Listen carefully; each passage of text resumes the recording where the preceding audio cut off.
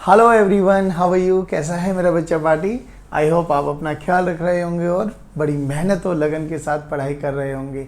चलिए गाइज, आज हम बात करेंगे lecture second chapter 8 work power and energy.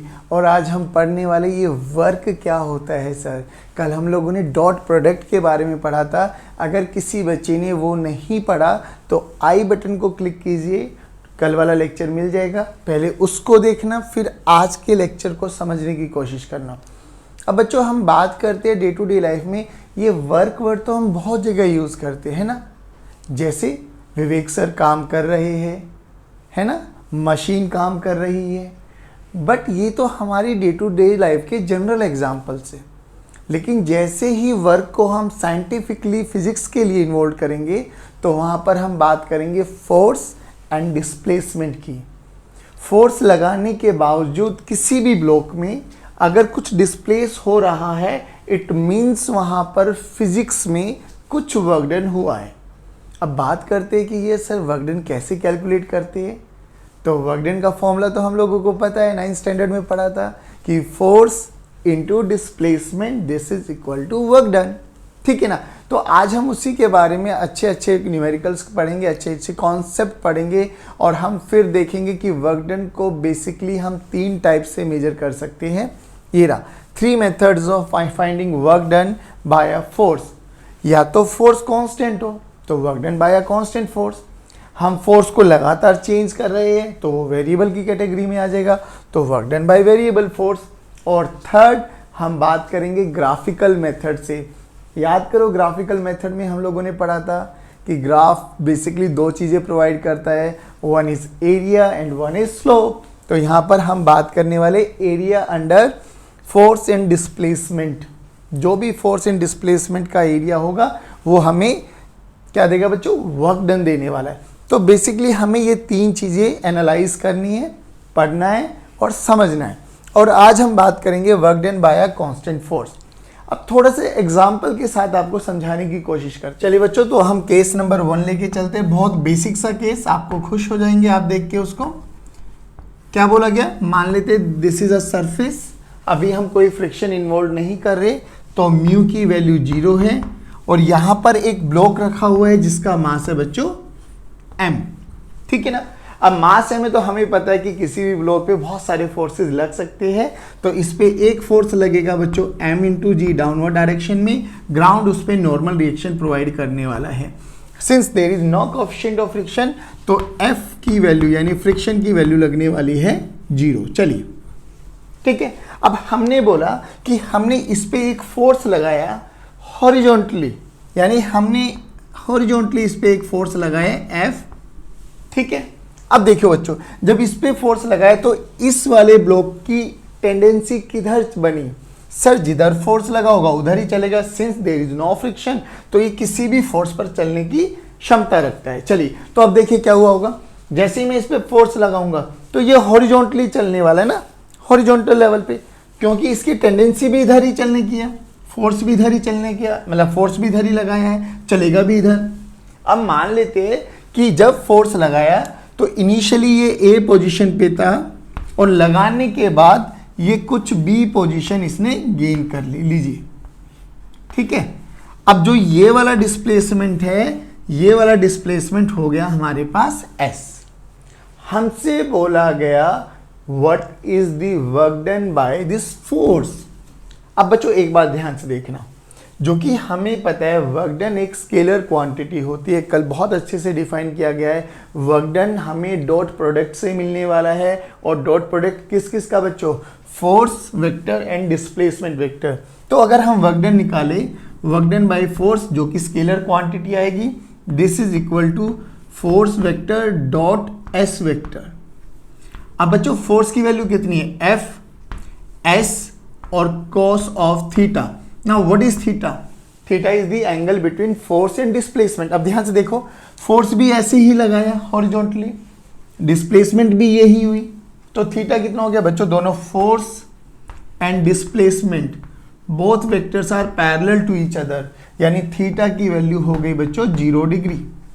अब थीटा की वैल्यू 0 हो गई तो cos 0 कितना होता है बच्चों, सर cos 0 होता है 1। यानी वर्क डन कितना आ जाएगा बच्चों, work done by F, this is equal to F into S. ध्यान से देखो, एफ मान लेते कि ये 10 न्यूटन का फोर्स लगा हुआ होगा और इसके कारण जो डिस्प्लेसमेंट आया लेट्स से वो 5 मीटर आ गया, तो वर्क डन कितना हो गया बच्चों, फोर्स की वैल्यू 10 इंटू 5 यानी 50 न्यूटन मीटर। ये इसकी यूनिट भी आ गई। अच्छा, इसकी इसी यूनिट को हम जूल से भी रिप्रेजेंट करते हैं, ठीक है ना। अब देखना ध्यान से, तो अगर हम वर्क डन के बारे में बात करें तो वर्क डन कैसी क्वांटिटी है बच्चों, वर्क डन एक स्केलर क्वांटिटी है। चलिए जी, बहुत अच्छी बात। फिर उसकी यूनिट क्या है, न्यूटन मीटर भी लिख सकते हैं और कहीं पर जूल भी लिखा मिले तो भी हम यूज कर सकते हैं। अब एक बात बताइए बच्चों कि ये वर्क डन कितने टाइप का हो सकता है। सर, जो कि हमें पता है वर्क डन फोर्स पे डिपेंड करेगा, एस पे डिस्प्लेसमेंट पे डिपेंड करेगा और थीटा पे डिपेंड करने वाला है। Theta is what, theta is angle between F vector and S vector. अब हो सकता है, देखना ध्यान से, कि ये एफ और एस पैरेलल हो, एफ और एस परपेंडिकुलर हो, एफ और एस एंटी पैरेलल हो। यानी थीटा की वैल्यू अगर हम बात करें कोस थीटा में, थीटा की वैल्यू बच्चों 0 डिग्री भी हो सकती है, थीटा की वैल्यू बच्चों 90 डिग्री भी हो सकती है और थीटा की वैल्यू 180 डिग्री भी हो सकती है। यानी एंगल एक्यूट भी हो सकता है, ऑब्ट्यूस भी हो सकता है। अब थोड़ा सा मैथ्स आपको आना चाहिए। बताइए, एक्यूट एंगल में कोस की वैल्यू, सर एक्यूट एंगल में सभी ट्रिग्नोमेट्री फंक्शन हमारे पॉजिटिव होते हैं फर्स्ट क्वाड्रेंट में, और कोस की वैल्यू 90 डिग्री पे कितनी होती है, 0। और जैसे ही 90 टू 180 की बात करेंगे यानी सेकंड क्वाड्रेंट में मूव कर जाएंगे, और सेकंड क्वाड्रेंट में कोस कैसा होता है बच्चों, नेगेटिव। यानी कोस 0 पे पॉजिटिव +1, 0 और लेस देन 90 के बीच में बात करेंगे तो फर्स्ट क्वाड्रेंट यानी पॉजिटिव वैल्यू रहने वाली है, 90 पे 0 हो जाएगा, और 90 टू 180 की बात करेंगे तो वर्क डन नेगेटिव आ जाएगा। तो यहाँ पर जो थीटा है उससे हमें बहुत अच्छी चीज़ें मिलने वाली है। वर्क डन स्केलर है, पक्की बात है। वर्क डन पॉजिटिव भी हो सकता है, नेगेटिव भी हो सकता है और 0 भी हो सकता है। यानी 3 टाइप्स के वर्क डन हम डिफाइन कर सकते हैं, पॉजिटिव, नेगेटिव एंड 0। अब एक एक एग्जाम्पल करके चलते चले जाएंगे और हमें समझ में आता चला जाएगा कि हाँ ऐसा पॉसिबल है।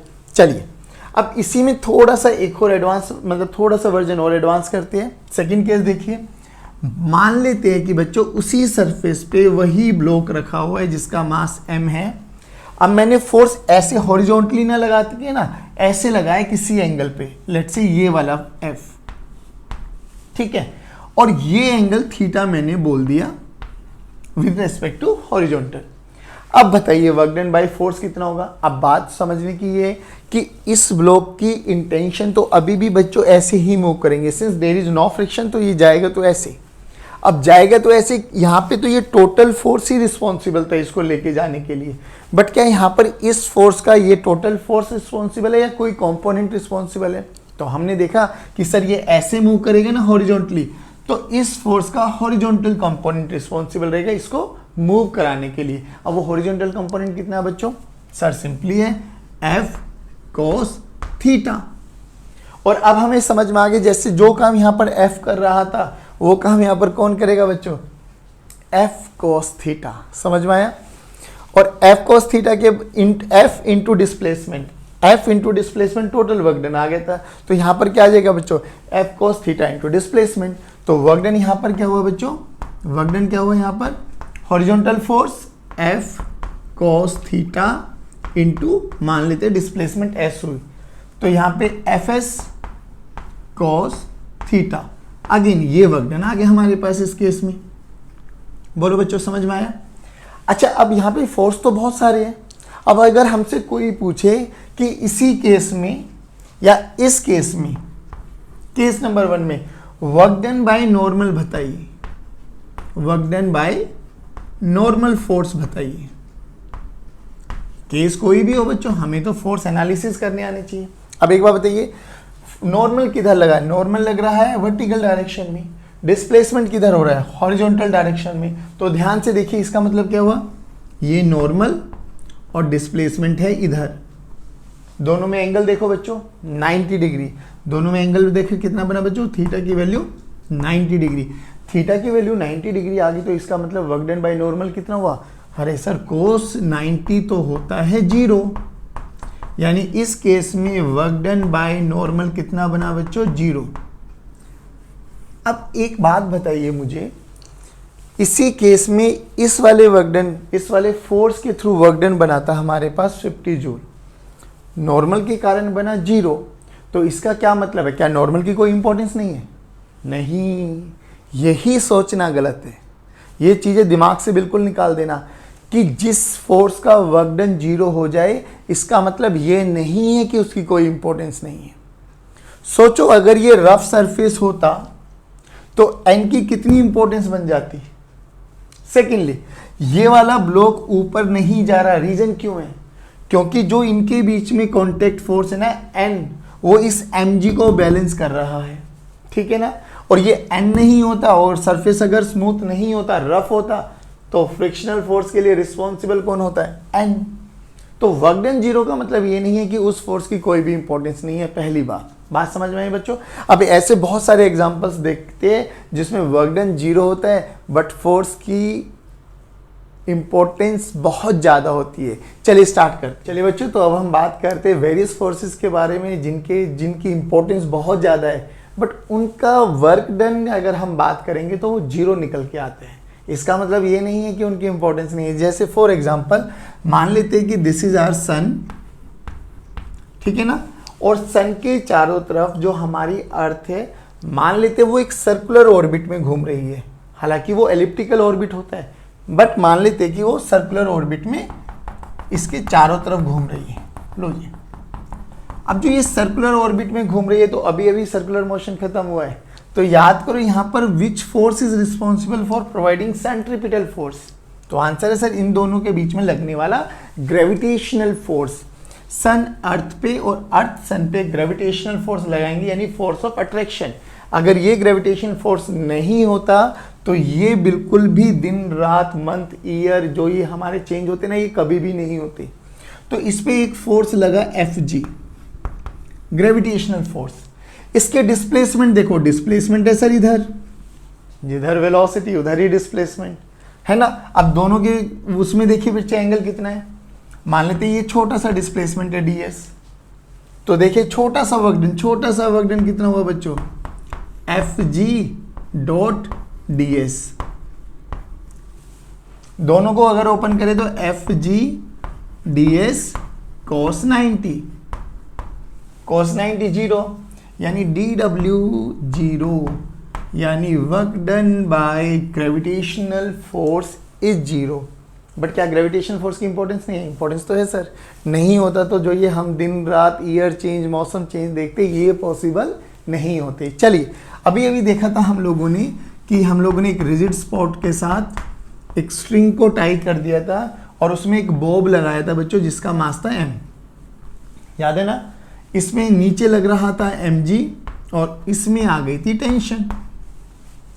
अब देखिए अगर हम इसको फोर्स लगाते, हॉरिजॉन्टल फोर्स लगा देते, तो ये इस फिक्स पॉइंट मान के और इसको रेडियस मान के ये वाला क्या करने वाला बच्चों? एक ऐसा मोशन करने वाला था, है ना, सर्कुलर टाइप, ठीक है ना, पक्का। चलिए मान लेते हैं कि इस पॉइंट पर ये वाला बॉब, इसका mg तो अभी भी नीचे लगेगा बच्चों, टेंशन इधर लग रहा है और ये जब नीचे आ रहा है तो डिस्प्लेसमेंट, जिधर वेलोसिटी उधर ही डिस्प्लेसमेंट, तो यहाँ पर एंगल कितना हो जाएगा बच्चों? 90 डिग्री।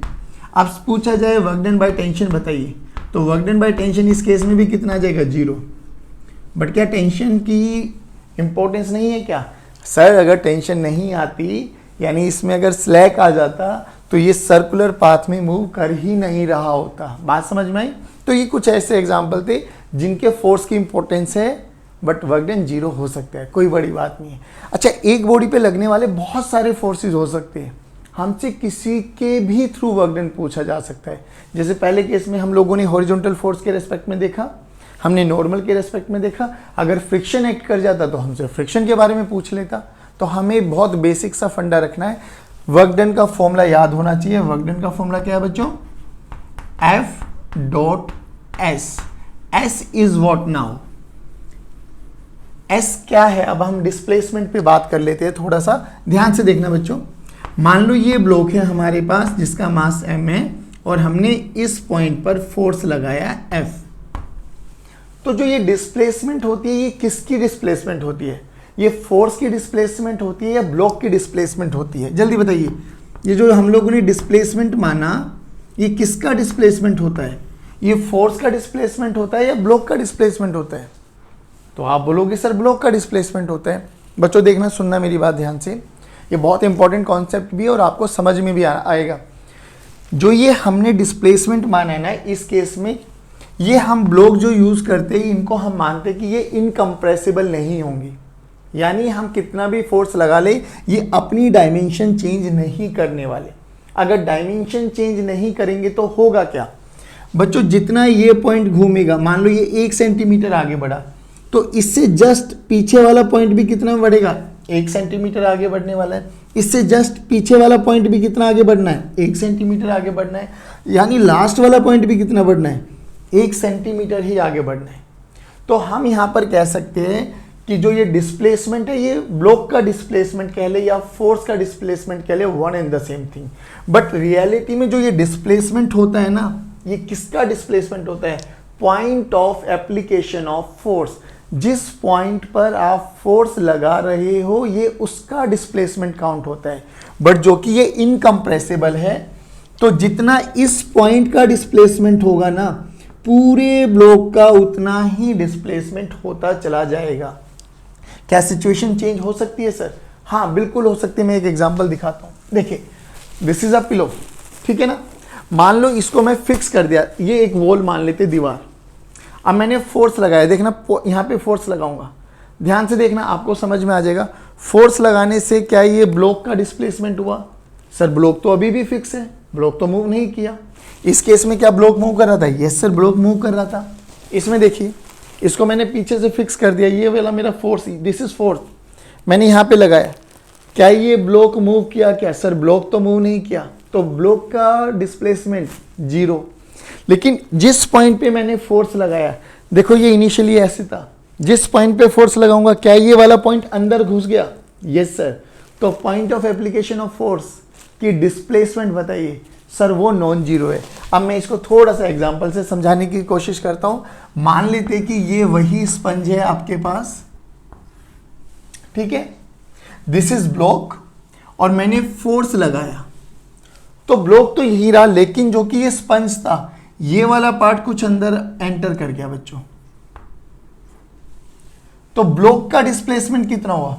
सर ब्लॉक का डिस्प्लेसमेंट 0 है। बट इस point of application of force, पहले यहां पे था, अब ये यहां पर आ गया, तो इसका कुछ डिस्प्लेसमेंट हुआ है ना? Yes sir. तो डिस्प्लेसमेंट किसका है बच्चों? Point of application of force. हाँ, ये बात अलग है कि हमारे पास 90% क्वेश्चन जितने भी मिलने वाले हैं उसमें point of application of force और ब्लॉक का डिस्प्लेसमेंट सेम रहने वाला। रीजन आपको समझ में आ गया होगा, क्योंकि हम जो यूज करने वाले हैं वो इनकम्प्रेसिबल और इनएक्सटेंसिबल ऑब्जेक्ट्स के बारे में बात करने वाले। आई होप ये वाला पैटर्न आपको समझ में आया होगा। डिस्प्लेसमेंट लिख लीजिए। डिस्प्लेसमेंट क्या है बच्चों? It is point of application of force. जहां फोर्स लगा रहे हैं उस पॉइंट की डिस्प्लेसमेंट, कितना वो डिस्प्लेस हुआ, दैट्स इट। बोलो क्या यहां से समझ में आया? अब हम बात करने वाले अलग अलग कैटेगरी के questions based on constant force. चलिए तो बात करते हैं हम क्वेश्चन नंबर 1। तो बच्चों फर्स्ट क्वेश्चन में क्या बोला गया है? A body is displaced from A to B under a constant force this, find work done। अब हमें क्या करना है भैया? हमें तो इतना पता है जो वर्क डन होता है ना बच्चों, that is force into displacement. तो क्या मुझे डिस्प्लेसमेंट आती है निकालनी? सर इनिशियल पोजीशन हमें गिवन है, फाइनल पोजीशन हमें गिवन है, हमें तो डिस्प्लेसमेंट वेक्टर ही तो निकालना है भाई। Position vector are given to you, ठीक है ना। तो ए अगर हम बात करें, ए की पोजीशन क्या है बच्चों? 2, 4, 6, और बी की पोजीशन कितनी है बच्चों? 6, -4, 2। चलिए 6, -4, 2 initial final. Position vector of A, position vector of B. कैसे लिखते हैं पोजीशन वेक्टर को? चलिए मैं इसको आर ए बोल देता हूँ, आर ए वेक्टर। कैसे लिखेंगे जल्दी बोलो? 2i cap plus 4j cap minus 6k cap. भैया ये आना चाहिए, वेक्टर की नॉलेज बहुत इंपॉर्टेंट है। चलिए इसको बोलिए आर बी को कैसे लिखेंगे बच्चों? R B is nothing but 6i cap minus 4j cap plus 2k cap. चलिए अब बोलो displacement vector. Sir initial position से फाइनल पोजीशन की तरफ, यानी this is your R vector या ds वेक्टर या s वेक्टर, वट एवर जो आपको मानना है। ये मेरा s वेक्टर। अब s वेक्टर को हम कैसे लिखेंगे सर? फाइनल वेक्टर यानी R B vector minus initial vector यानी आर ए वेक्टर। तो डिस्प्लेसमेंट वेक्टर देखिए बच्चों कितना आ गया? s vector this is 6i minus 2i यानी 4i minus 4j plus minus 4j, minus कर रहे हो ना, तो minus 8j 2k minus minus 6 यानी प्लस 8k। चलिए now this is your displacement vector, this is your force vector. Work done कैसे निकालना है बच्चों? जल्दी बोलो। सर एफ डॉट एस, और डॉट प्रोडक्ट आता है आपको i को i के साथ, j को j के साथ, k को k के साथ। चलिए जल्दी जल्दी कर लेते हैं। 2i plus 3j minus k, this is force, this is displacement. How much? 4i minus 8j plus 8k। चलिए बच्चों अब हमें f डॉट एस निकालना है जल्दी। ये तो कल पे पढ़ा है हम लोगों ने। 4 2 जा 8 माइनस 24 माइनस 8, तो माइनस 24 न्यूटन मीटर या जूल। ठीक है, एक और तरीका आपको सिखाता हूं लिखने का। ये तो एक स्टैंडर्ड फॉर्मेट है जो हम लोगों ने देखा। एक और स्टैंडर्ड फॉर्मेट है ऐसे ही लिखने का, बहुत बेसिक है, वो भी समझ लीजिए। इंटीग्रेशन से कैसे लिखते हैं कि सर हम बेसिकली डी डब्ल्यू लिखते हैं एफ डॉट डी एस। ठीक है ना बच्चों? अब डी एस क्या है? Displacement vector. तो डी एस को मैं क्या लिख सकता हूं? देखना ध्यान से। डी एस वेक्टर को मैं लिख सकता हूं D x i cap plus D Y J cap plus D Z k cap. जैसे हम ए वेक्टर को लिखते थे ना, ए x i cap plus A y J cap plus a z k cap, ऐसे ही मैंने डिस्प्लेसमेंट वेक्टर को लिख दिया। एक्स की डिस्प्लेसमेंट, वाई की डिस्प्लेसमेंट और जेड की डिस्प्लेसमेंट। ठीक है, अब डी डब्ल्यू की देखिए फॉर्मूला क्या बना? D W is nothing but F dot D S, और डी एस को मैं ये लिख देता हूं D x i cap plus D Y J cap plus D Z k cap. आपको हर एक फॉर्मेट आनी चाहिए। दैट्स वाई मैं इसके साथ साथ ये भी करा रहा हूं कि आपका कॉन्फिडेंस लेवल एकदम हाई लेवल पे रहे, कि कुछ भी आए तो सही, वी आर कैपेबल ऑफ। चलिए अब देखिए, करना कुछ भी नहीं है बच्चों, बहुत बेसिक सा है। डी डब्ल्यू, इसको देखिए क्या किए। अब हम क्या कर रहे हैं? F dot D x I plus F dot D Y J cap plus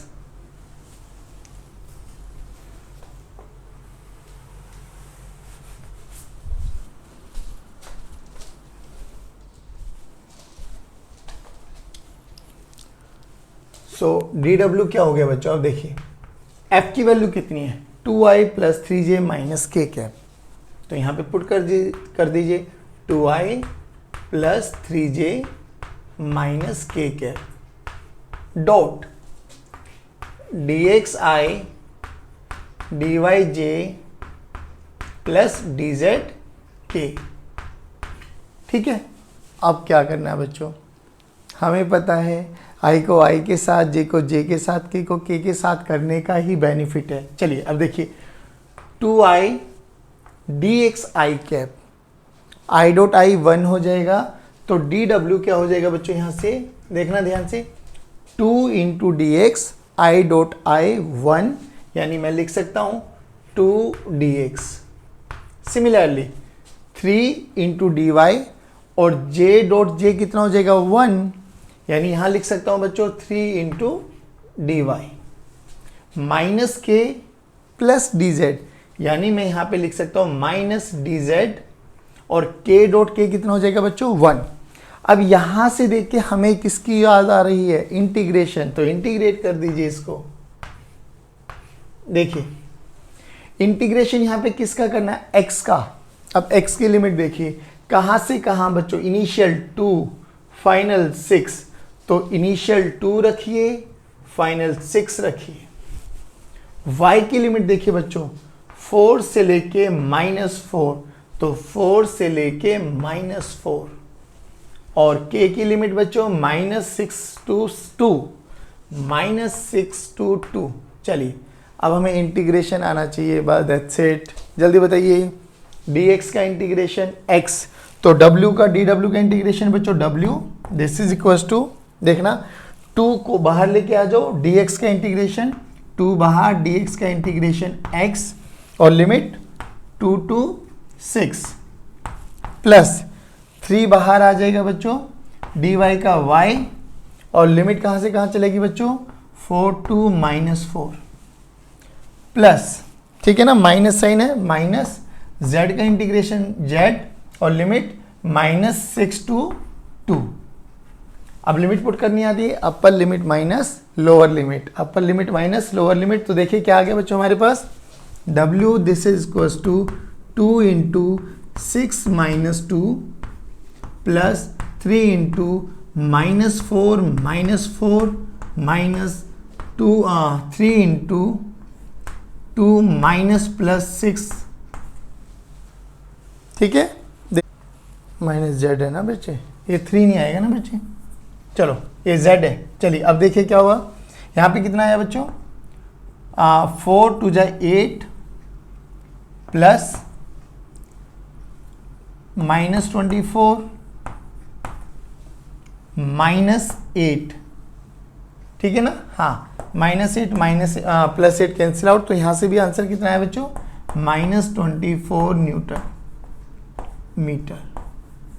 low answer same आने वाला है, चाहे हम कैसा भी मेथड क्यों ना ऑप्ट करें, बट हमें क्या है, हमें बेसिकली ये लिखना आना चाहिए कि डिस्प्लेसमेंट वेक्टर को मैं ऐसे भी लिख सकता हूं, और लिमिट्स इनिशियल से फाइनल वैसे भी लिख सकता हूं, और डायरेक्ट अगर मुझे डिस्प्लेसमेंट वेक्टर आता है तो मैं डायरेक्ट डॉट प्रोडक्ट से भी आंसर निकाल सकता हूं। दोनों कराने का तरीका यही था आपका कि आपकी जो बेसिक चीज़ें ना, बेसिक कॉन्सेप्ट है वो क्लियर हो जानी चाहिए कि मैं डॉट प्रोडक्ट से भी कर सकता हूँ, मैं बाय यूजिंग इंटीग्रेशन वाला कॉन्सेप्ट से भी कर सकता हूँ। आई होप ये समझ में आया होगा बच्चों। चलिए अब इसका सेकंड वैरायटी का क्वेश्चन देखते हैं। चलिए बच्चों अगेन वही वैरायटी एक बार और करा देता हूँ, जो इंटीग्रेशन वाले मेथड से ही कराऊंगा, डॉट प्रोडक्ट से आप खुद कर लेंगे, जिससे आपका थोड़ा कॉन्फिडेंस लेवल और बूस्टअप हो जाए। चलिए अब देखिए हमसे वही पूछा गया, एक ब्लॉक है जिसका मास है, हमें एक कांस्टेंट फोर्स लग रहा है और उसको ए से बी तक डिस्प्लेस कराया गया, find work done from A to B, ठीक है ना। अब इंटीग्रेशन वाले मेथड से करके दिखा रहा हूँ, दोबारा से देखिए। तो डी डब्ल्यू का वर्क डन क्या हो गया बच्चों, F dot D S displacement. अब डी एस को मैं क्या क्या लिख सकता हूँ, तो मैंने बोला डी एस को हम लिख सकते हैं एक्स में कितना डिस्प्लेस हुआ प्लस वाई में कितना डिस्प्लेस हुआ प्लस जेड में कितना डिस्प्लेस हुआ। ध्यान से सुनना बच्चों, क्योंकि हम किसी भी वेक्टर को लिख सकते हैं a x i cap, a y J cap plus a z k cap, बस उसी फॉर्मेट में मैंने d x d y d z लिख दिया। अब हमें क्या पता है भैया, दोनों का प्रोडक्ट करना है। अब याद करो, ए वेक्टर ये रहा, बी वेक्टर ये रहा, तो बी वेक्टर को मैं क्या लिखता था, B x i cap plus B Y J cap plus B Z k cap. A dot B अगर कोई मुझसे पूछे तो जल्दी बोलो बच्चों, क्या करते थे हम लोग, it is nothing but I को आई के साथ ही करेंगे, सिंपल फॉर्मेट याद करना है। तो इसको मैं लिखता था ए x B x plus A Y B Y plus a Z B Z. अब सिमिलरली यहाँ पे फोर्स वेक्टर कितना है बच्चों, फोर्स वेक्टर है 2i plus 3j plus 2k। कल एक क्वांटिटी और पढ़ी थी, एक प्रॉपर्टी ए डॉट बी करो या बी डॉट ए करो, दोनों सेम है। चलिए अब कीजिए एफ डॉट एस, तो देखिए यहां से क्या आएगा बच्चों, आई को आई के साथ यानी 2 into d x, 2 into d x plus 3 into d y plus 2 into d z, यही तो आया। अब इसको क्या कर दो, ये छोटा सा वर्क डन आया डी डब्ल्यू। चलिए जी डी डब्ल्यू को क्या लिखेंगे अब हम लोग, जल्दी जल्दी ये वाला लिखे 2। अब देखो डी एक्स का इंटीग्रेशन प्लस कॉन्स्टेंट को बाहर ले आओ 3 डी वाई का इंटीग्रेशन प्लस 2 डी जेड का इंटीग्रेशन। बोलो यहां तक समझ में आया, वेरी गुड। अब क्या करना है, अब लिमिट पुट करनी है बच्चों, initial x y z, final x y z. तो देखिए इनिशियल लिमिट 1 से 3, 1 से 3, एक्स में एक्स की लिमिट, वाई में वाई की लिमिट 2 to 4 और 1 to 3। चलिए अब सभी बच्चे साथ देंगे, डी डब्ल्यू का इंटीग्रेशन बच्चों डब्ल्यू, 2 बाहर ले लो, डी एक्स का एक्स 3 1 प्लस 3 बाहर, डी वाई का वाई 4 2 प्लस 2 बाहर, डी जेड का जेड 1 3। परफेक्ट।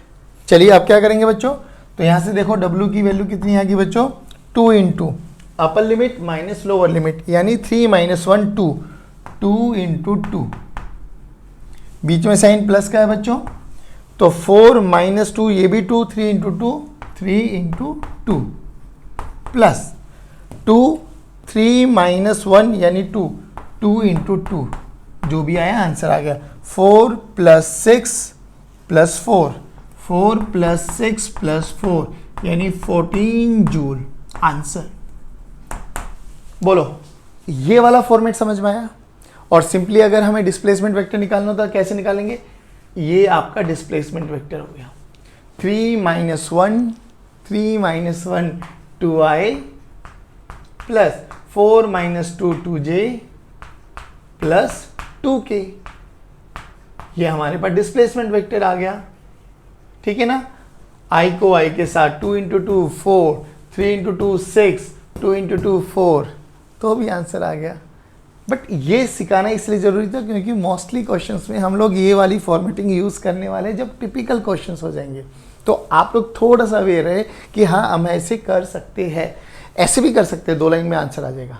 चलिए अब हम बात करते हैं सेकंड क्वेश्चन की तरफ। चलिए बच्चों, तो सेकंड क्वेश्चन बड़ा बेसिक सा क्वेश्चन है, कांस्टेंट फोर्स पे ही बात चल रही है, तो अभी तो कोई टेंशन नहीं होने वाली। ठीक है ना। अब क्या बोला गया, एक ब्लॉक है, मास 2 किलोग्राम का है, एक सरफेस पे रखा गया, उसको एक पुल्ड किया गया है एक फोर्स से 40 न्यूटन अपवर्ड डायरेक्शन में, यानी इस पे एक फोर्स लगाया गया बच्चों अपवर्ड डायरेक्शन में, कितना 40 न्यूटन। चलिए, और इसको लगाने के बाद इसने जो हाइट अटेन कर ली है और 2 मीटर की हाइट अटेन कर ली है बच्चों, यानी ये यू कैन सी ये वाली हाइट जो है वो 2 मीटर अटेन कर चुका है, या इसके सेंटर से ले लेते हैं। ठीक है, ये 2 मीटर डिस्प्लेस हो चुका है, या इसका ये वाला पार्टिकल, ये वाला पार्टिकल, ये वाला पार्टिकल और ये वाला पार्टिकल 2 मीटर डिस्प्लेस हो चुका है। ठीक है, कह रहे कि वर्क डन बाय निकालिए applied force and it weight, तो वेट नीचे लगेगा, कितना लगेगा बच्चों 2g। चलिए पहले हम 40 न्यूटन के बारे में बात कर लेते हैं। तो अब देखिए वर्क फोर्स भी ऊपर, डिस्प्लेसमेंट भी ऊपर, तो इसके रेस्पेक्ट में फोर्स भी ऊपर लग रहा है और डिस्प्लेसमेंट भी ऊपर ही हुई है, कितनी h, तो थीटा की वैल्यू बच्चों 0 डिग्री, तो वर्क डन बाय F कितना हो गया बच्चों, F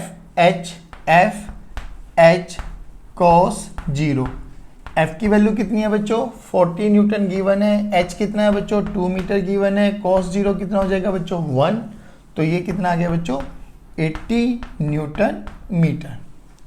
ठीक है, अब इसके वेट ने क्या काम किया भैया, वेट तो नीचे लगेगा देखो mg डाउनवर्ड डायरेक्शन में, लेकिन डिस्प्लेसमेंट कितना हो रहा है ऊपर, तो अब डिस्प्लेसमेंट ऊपर है, फोर्स नीचे है, दोनों में एंगल 180 डिग्री है बच्चों। ठीक है, तो वर्क डन कितना आ जाएगा, work done is nothing but अब वेट mg आ जाएगा बेटा, force into displacement still 2 metre into cos 180।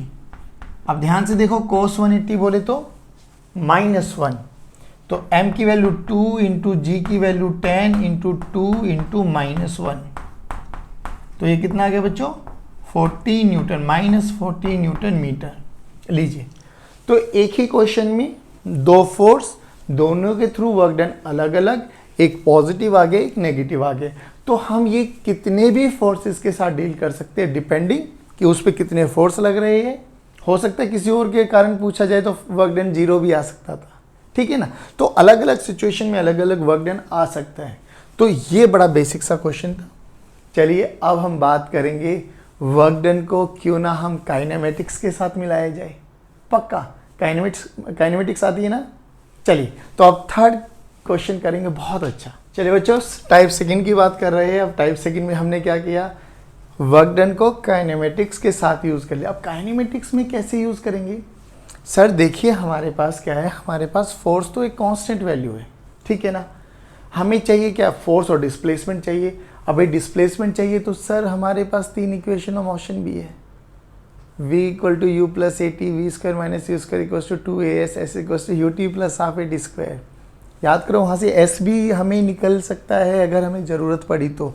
वही यहाँ पे पूछा गया है कि initially there is no friction, friction 0 है बच्चों। t इक्वल टू 0 पर ये रेस्ट पे था। जैसे इस पर फोर्स लगाया, इसने मूव करना स्टार्ट किया। फोर्स लगाएंगे तो एक्सेलेरेशन आएगा। अब हमें ये चेक करना है कि एक्सेलेरेशन कांस्टेंट है या वेरिएबल, एक्सेलेरेशन कांस्टेंट है या वेरिएबल। चलिए देख लेते हैं एक बारी। तो एक्सेलेरेशन का फॉर्मूला क्या होता है बच्चों, F/m। अगर एक्सेलेरेशन कांस्टेंट आ गई, इफ a इज कांस्टेंट, तो हम v is equal to u plus a t, s is equal to u t plus half a t square और v square minus u square is equal to 2as use कर सकते हैं, क्योंकि हमसे बोला गया find work done in 2 second. बेटा work done निकालने का तो फॉर्मूला तो वही है बच्चों। फोर्स देख लीजिए, फोर्स कांस्टेंट है तो डिस्प्लेसमेंट निकाल लो 2 सेकेंड में कितना हुआ, तो डिस्प्लेसमेंट इन 2 सेकेंड्स। अब डिस्प्लेसमेंट निकालने के तरीके ये भी हो सकते हैं और इंटीग्रेशन डिफरेंशिएशन से भी यूज़ कर सकते हैं। अब बात वो डिपेंड किस पे करना है कि एक्सेलेरेशन क्या है। अब एक्सेलेरेशन देखिए, अब खुद सोचिए इस ब्लॉक को मूव कौन कराएगा, 10 cos 37 या 10 sin 37। तो सर ये ब्लॉक तो ऐसे हॉरिजॉन्टल लेवल में जाएगा, तो ये 10 cos 37 इसको मूव कराने वाला है। तो एक्सेलेरेशन कितना आ गया बच्चों, 10 cos 37 यानी फोर्स डिवाइडेड बाय मास, तो ये आ गया 5 cos 37। एंगल कांस्टेंट है तो एक्सेलेरेशन कांस्टेंट है, एक्सेलेरेशन कांस्टेंट है तो हम इसका फॉर्मूले का यूज कर सकते हैं। और cos 37 कितना होता है बच्चों, 4/5। तो एक्सेलेरेशन कितना आ गया बच्चों, 5 इंटू 4/5 यानी 4 metre per second square. Constant आ गया एक्सेलेरेशन, परफेक्ट। अब एक्सेलेरेशन कांस्टेंट आ गया, हमसे बोला गया डिस्प्लेसमेंट इन 2 सेकेंड, तो क्यों ना ये वाली इक्वेशन यूज करिए। s इन 2 सेकेंड कितना आ जाएगा बच्चों, देखिए इनिशियल वेलोसिटी कितनी है 0 प्लस 1/2 इंटू ए 4 इंटू 2 का स्क्वायर यानी 2 इंटू 2 विल कैंसिल आउट। तो डिस्प्लेसमेंट इन 2 सेकेंड्स कितना है बच्चों, 4 2 जा 8 मीटर। परफेक्ट, खत्म। चलिए अब बात कर लेते हैं वर्क डन। वर्क डन का फॉर्मूला क्या है बच्चों, force into displacement, force into displacement. अब देखिए फोर्स कितना लगा है, 10 cos 37, 10 cos 37 into displacement 8, 10 into cos 37 कितना होता है बच्चों, जल्दी बताइए। cos 37 अभी अभी निकाला, 4/5 इंटू 8, 5 2 जा 10, 4 2 जा 8 into 8, it comes out to be 64 joule. लीजिए आंसर आ गया। इजी है, टेंशन नहीं लेना। हमें काइनेमेटिक्स बहुत अच्छे से हमें सारे चैप्टर्स अच्छे से आते हैं अगर आप लोगों ने अपनी प्रैक्टिस कंटिन्यू रखी होगी तो। बताइए, बहुत इजी कॉन्सेप्ट। ऐसा ही सेकंड वेरिएशन बन जाता है, ठीक है। अब चलो थर्ड वेरिएशन करते हैं। तो इसी केस में थोड़ा सा अपग्रेड कर देते हैं थर्ड केस। चलिए बच्चों, लेवल को थोड़ा सा बढ़ाया गया है, लेकिन ध्यान रखिए क्वेश्चन बहुत इजी है, थोड़ा पेशेंस रखना।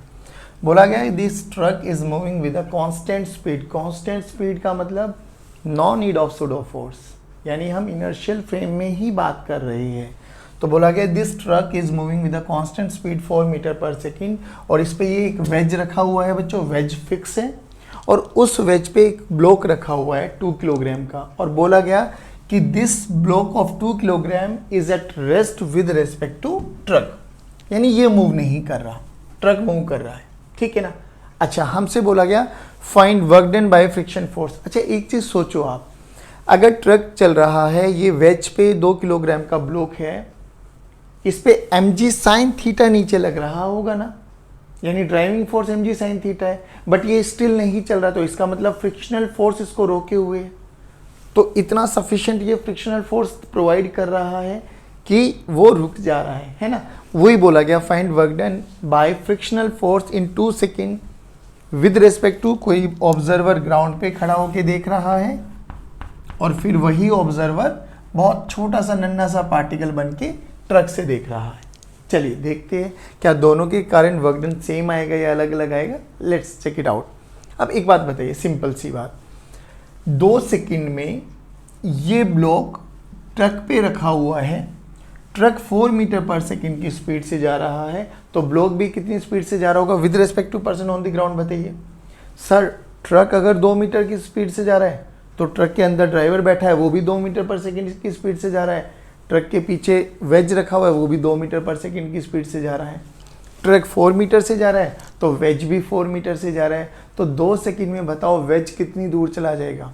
2 सेकंड में वेज, हम फर्स्ट पार्ट के बारे में चर्चा करें बच्चों, तो 2 सेकंड में जो वेज का डिस्प्लेसमेंट हो जाएगा वो तो 8 मीटर हो गया, क्योंकि वेलोसिटी कांस्टेंट है। तो डिस्प्लेसमेंट इन 2 सेकंड वो कितना आ जाएगा बच्चों? 8 मीटर, ठीक है ना। अब ध्यान से सोचिए, आप फोर्सेस को एनालाइज करते हैं, जो कि बोला गया ये वेज रखा हुआ है, और ये एंगल 37 डिग्री बोला गया है बच्चों, इस पे ये ब्लॉक रखा हुआ है, ब्लॉक पे mg लगेगा बच्चों डाउनवर्ड डायरेक्शन में, नॉर्मल लगेगा अपवर्ड डायरेक्शन में, ठीक है।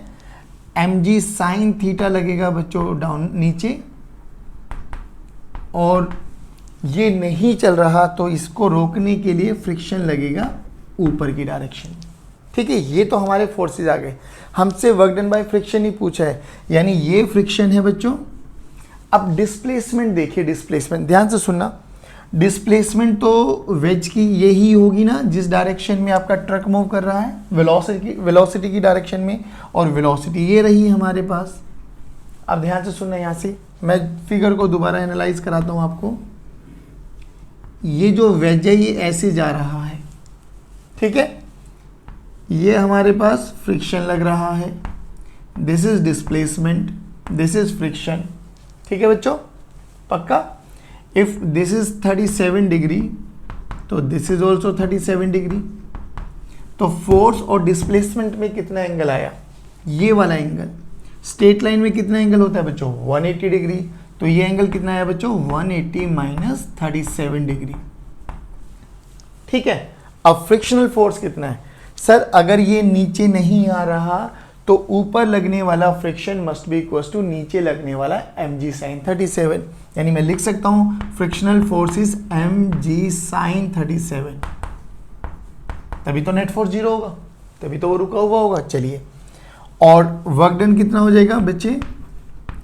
F यानी mg साइन 37 इंटू डिस्प्लेसमेंट यानी 8 मीटर, और दोनों के बीच में एंगल कितना बच्चों? कॉस ऑफ 180 माइनस 37, ये बना work done with respect to person on the ground. चलिए, अब m की वैल्यू देखिए बच्चों 2, g की वैल्यू देखिए 10, साइन 37 कितना हो गया बच्चों? 3/5 इंटू डिस्प्लेसमेंट 8, कोस 180 माइनस, देखिए कोस पे कोस ही रहेगा, 180 है ना, तो कोस का कोस ही रहेगा। 180 बोले तो सेकंड क्वाड्रेंट, कोस सेकंड क्वाड्रेंट में नेगेटिव होता है, तो माइनस ऑफ कोस ऑफ 37। चलिए अब वैल्यू रख देते हैं बच्चों, 2 into 10 into 3/5 into 8 minus cos 37 कितना होता है बच्चों? 4/5 लीजिए, 5 2 जा 10, 4 3 12 इंटू 8 इंटू माइनस 4/5 सोल्व कर लेना, यही आपका आंसर आ गया। ठीक है ना, समझ में आया? पहले ये देखिए कि ग्राउंड पे बैठा हुआ बंदा अगर ट्रक को देखेगा तो ट्रक भी सीधा जा रहा है, जिस वेलोसिटी से ट्रक जा रहा है उसी वेलोसिटी से वेज जा रहा है, तो डिस्प्लेसमेंट किधर हुआ? हॉरिजॉन्टल। तो वेज का डिस्प्लेसमेंट ए डायरेक्शन में है ना बच्चों, और फ्रिक्शन किधर लगेगा? ए डायरेक्शन में। तो हमें इस एंगल के साथ डील करना है। अब दिस इज 37 तो दिस इज ऑल्सो 37, तो काम खत्म हो गया हमारे पास। चलिए, अब हमसे बोला गया वर्क डन बाय फ्रिक्शन ही बताइए but with respect to truck. आप सोचो, जब ट्रक पे जा रहे हैं बैठकर तो 2 सेकंड के बाद कितना चले? सर हम तो ट्रक के साथ साथ जा रहे हैं, जितना डिस्प्लेसमेंट मेरा होगा उतना ही डिस्प्लेसमेंट ब्लॉक का हुआ होगा, क्योंकि जितनी स्पीड मेरी है उतनी स्पीड ब्लॉक की है। तो नेट डिस्प्लेसमेंट कितना हुआ? सर 0 है ना, रिलेटिव डिस्प्लेसमेंट कितना हुआ? 0। अगर डिस्प्लेसमेंट 0 है विद रिस्पेक्ट टू ट्रक तो work done by friction with respect to truck कितना आ जाएगा? 0। परफेक्ट। कितना हो गया बच्चों? तो work done by friction with respect to truck कितना आ गया बच्चों? 0। अब इसी में मैं आपको 2 क्वेश्चन दे रहा हूं। आपको जैसे हमने फ्रिक्शन के थ्रू वर्क डन निकाला है ना, आपको वर्क डन बाय नॉर्मल निकालना है इन 2 सेकेंड में। You have to calculate work done by normal, ठीक है ना, इन 2 सेकेंड्स, ठीक है, with respect to ground as well as with respect to truck. बात समझ में आई? सिचुएशन वही है कि ट्रक के रेस्पेक्ट में ये फिक्स है और ब्लॉक मूव नहीं करा, रेस्ट पर है, सेम सिचुएशन, बट आपको नॉर्मल के रेस्पेक्ट में वर्क डन निकालना है। क्या निकाल सकते हैं? पक्का। चलिए, अब हम बात करते हैं आज का लास्ट क्वेश्चन, और बड़ा ही इंटरेस्टिंग क्वेश्चन, पुली ब्लॉक से लेते हैं। ठीक है, चलिए बच्चों, तो हम सबका चहेता प्यारा क्वेश्चन पुली ब्लॉक सिस्टम। अब इसमें भी वर्क डन एसोसिएट कर दिया। देखिए क्या बोला गया कि वही एक किलोग्राम का ब्लॉक है, एक 2 किलोग्राम का ब्लॉक है, इनएक्सटेंसिबल स्ट्रिंग के साथ मासलेस पुली, फ्रिक्शनलेस पुली के साथ लगाया गया, हैंग किया गया है। ठीक है ना, इनिशियली सिस्टम रेस्ट पर है। Now if this system is released from rest, यानी इनिशियल वेलोसिटी 0 है, ये हमें समझ में आ गया कि यू की वैल्यू 0। जो डेटा गिवन है वो लिख लेते हैं पहले। Find work done by the string, हमें work done by the string निकालना on the both the blocks in 1 second. अब स्ट्रिंग क्या करेगी? टेंशन लगाएगी।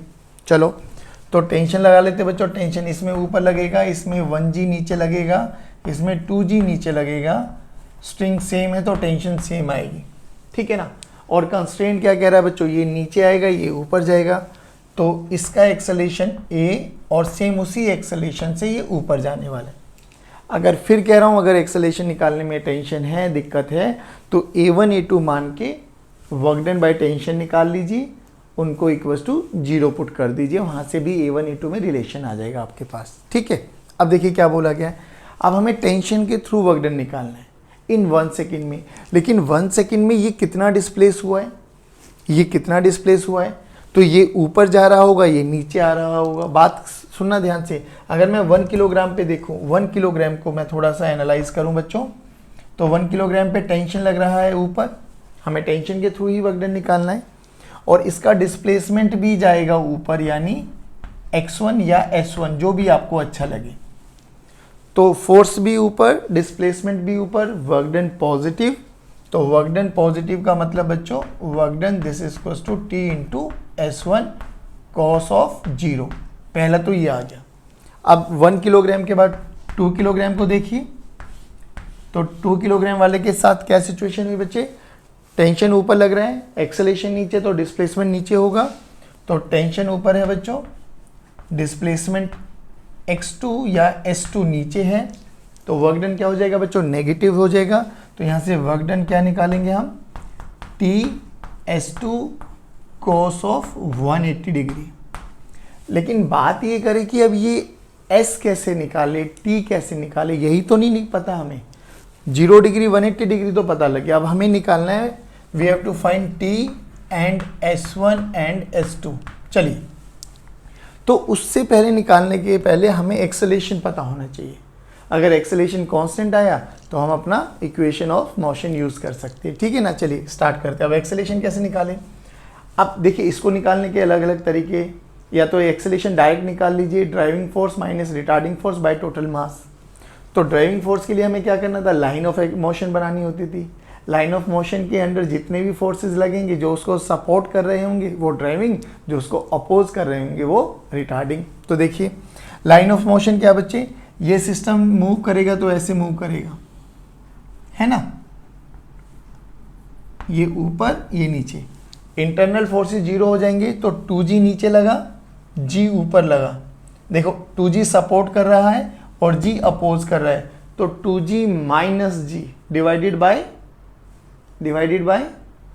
3। तो एक्सेलेरेशन अगर हम बात करें, summation of f driving minus summation of f retarding by total mass, ऐसे भी निकाल सकते हैं। दोनों मेथड से निकाल देता हूं, जो आपको अच्छा लगे वो रख लेना। तो एक्सेलेरेशन देखिए, लाइन ऑफ मोशन ऊपर नीचे, तो ये भी नीचे आ रहा है और 2g भी नीचे लग रहा है, तो ड्राइविंग फोर्स ये ऊपर जा रहा है और g नीचे लग रहा है, तो ये रिटार्डिंग फोर्स। तो ड्राइविंग कितना बना 2g, रिटार्डिंग कितना बना g, डिवाइडेड बाय मास कितना 1 + 2 3, यानी g/3 मीटर पर सेकंड स्क्वायर। अगर किसी बच्चे को ऐसे अच्छा ना लगे तो इक्वेशन बनाओ बच्चों। इसको ड्राइविंग कौन कर रहा है, 2g, अपोज t, तो 2g minus t, this is equals to m into a. Second equation f net, this is equals to m into a. I hope ये चैप्टर अभी भूले नहीं हो आप, नहीं भूलेंगे तो मजा आएगा। चलिए, तो m कितना बच्चों 2 इंटू ए, ठीक है ना। अब ये देखिए, टेंशन ऊपर g नीचे, तो t minus ji, this is equals to 1 into A. चलिए, हमें टेंशन चाहिए थी, हमें एक्सेलेरेशन भी चाहिए, तो इन दोनों को ऐड करो, तो t will cancel out, 2g minus ji, this is equals to 3a। तो a की वैल्यू कितनी आ गई बच्चों, g/3। देखिए आया ना, सेम आंसर आएगा, कोई भी यूज कर लीजिए। मैं वही तो कहता हूँ ना, कॉन्सेप्ट आपके स्ट्रॉन्ग होने चाहिए, बाकी आप कोई भी मेथड लगाइए जो आपके दिमाग में स्ट्राइक कर रहा है, आंसर तो सेम आएगा। चलिए, अब a आ गया, अब क्यों ना a की वैल्यू को इसमें पुट किया जाए, हमारे पास t की वैल्यू आ जाएगी। तो t की वैल्यू देखिए, t minus ji, this is equals to g/3।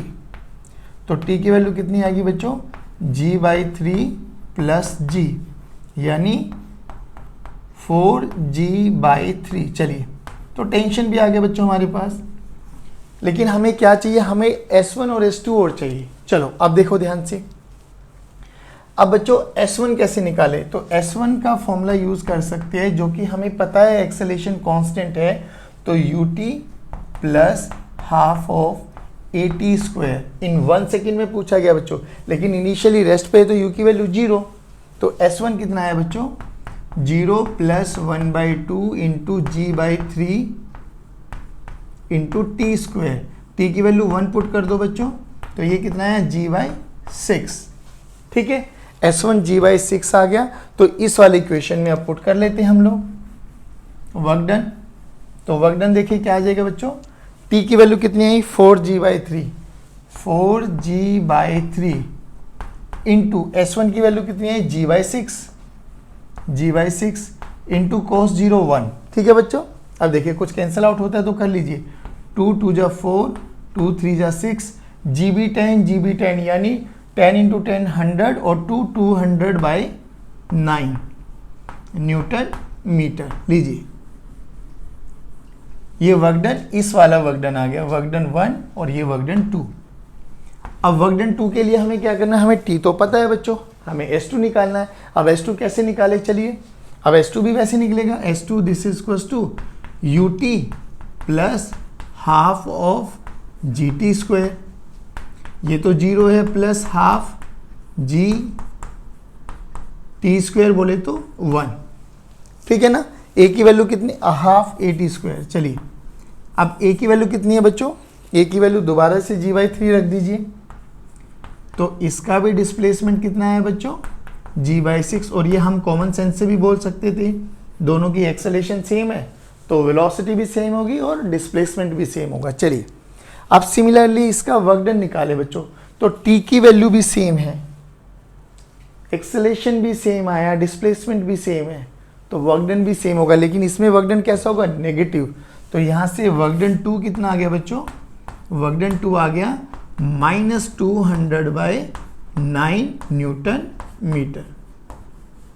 Same work done but in opposite direction में। बताइए क्या ये भी पुली ब्लॉक सिस्टम भी समझ में आया। आई होप आज का लेक्चर आपको बहुत इंटरेस्टिंग लगा होगा। हम लोगों ने अलग अलग वेरियस टाइप देखे बाय यूजिंग कांस्टेंट फोर्स। अभी फोर्स चेंज नहीं किया, लेकिन कल के लेक्चर में फोर्स को भी वेरी कराने वाले। बट अगेन अगर आपके अभी तक के बेसिक कॉन्सेप्ट बहुत क्रिस्टल क्लियर है, काइनेमेटिक्स, एनएलएम, फ्रिक्शन, सर्कुलर, तो मैं कह रहा हूँ इस चैप्टर में बहुत मज़ा आने वाला है। और ये टोटली डिपेंड करेगा कि आप लोग कितने इंटरेस्टेड हो, उसी लेवल पे इसका टॉपिक को लेके जाया जाएगा। IIT, JEE, HCV सब क्लियर करेंगे हम, टेंशन लेने की कोई आवश्यकता नहीं है।